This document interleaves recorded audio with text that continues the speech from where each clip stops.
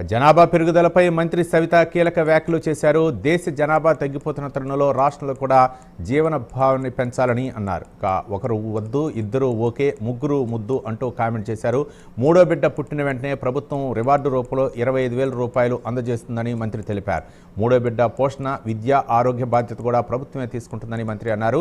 తగ్గుతున్న జనాభా దృష్ట్యా ముగ్గురు పిల్లలు కాన్సెప్ట్ ముందుకు వెళ్లాలని చంద్రబాబు నాయుడు పిలుపునిచ్చారని మంత్రి సవిత అన్నారు.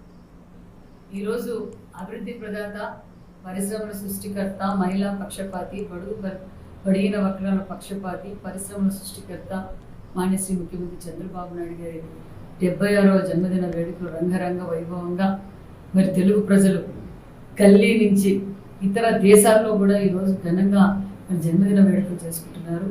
మరి ఈరోజు మా నియోజకవర్గంలో కూడా ఉదయంన కియా సృష్టికర్త చంద్రబాబు నాయుడు గారి జన్మదిన వేడుకలు కియా దగ్గరే ఘనంగా జరుపుకున్నాం. అదేవిధంగా ఆంజనేయ స్వామి దేవాలయంలో ప్రత్యేకత పూజలు కూడా ఏర్పాటు చేశాం.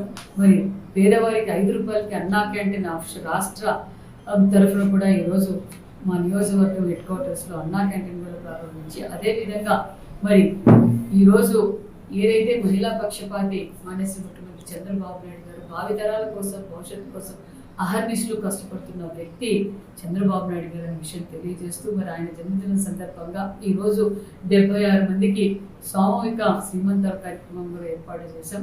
వారు కూడా చాలా సంతోషంగా ఈరోజు మరి శ్రీమంతం చంద్రబాబు నాయుడు గారు మన భావితరాల కోసం ఒక మంచి రాజధాని నిర్మాణం చేస్తున్నారు, పోలవరం నిర్మాణం చేస్తున్నారు, పరిశ్రమలు తీసుకొస్తున్నారు, ఈరోజు రాష్ట్రాన్ని అభివృద్ధిలో పరుగులు పెట్టిస్తున్నారు అనే విషయం కూడా తెలియజేస్తూ మేము ప్రజలందరికీ తెలియజేసిన విషయం కూడా ఒకటే, మరి పాపులేషన్ మేనేజ్మెంట్ గారి గురించి కూడా చంద్రబాబు నాయుడు గారి ఆలోచన. ఎందుకంటే విజన్ ఉన్న వ్యక్తి, మరి రాబోయే తరాలకు మరి